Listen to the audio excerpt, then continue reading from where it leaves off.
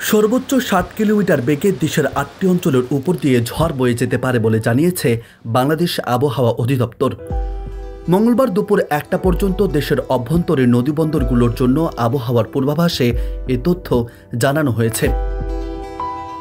আবহাওয়ার পূর্বাভাসে বলা হয়েছে, কুমিল্লা, চট্টগ্রাম, যশোর, খুলনা, বরিশাল, পটুয়াখালী, নোয়াখালী এবং কক্সবাজার অঞ্চলের উপর দিয়ে দক্ষিণ পূর্ব দিক থেকে ঘন্টায় ৪৫ থেকে ৬০ কিলোমিটার বেগে বৃষ্টি অথবা বজ্রসহ বৃষ্টি হতে পারে।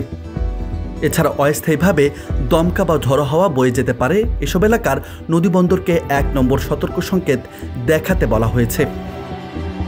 এদিকে আবহাওয়া অধিদপ্তর জানিয়েছে, মৌসুমী বায়ু দেশের দক্ষিণাঞ্চলের সক্রিয় এবং তা অন্যত্র মোটামুটি সক্রিয় এবং উত্তর বঙ্গোপসাগরের মাঝামাঝি অবস্থায় রয়েছে।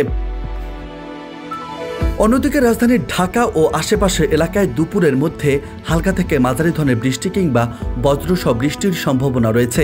সেই সঙ্গে দিনের তাপমাত্রাও কিছুটা কমবে বলে ধারণা করা হচ্ছে, ফলে গরমের অনুভূতি কমতে পারে।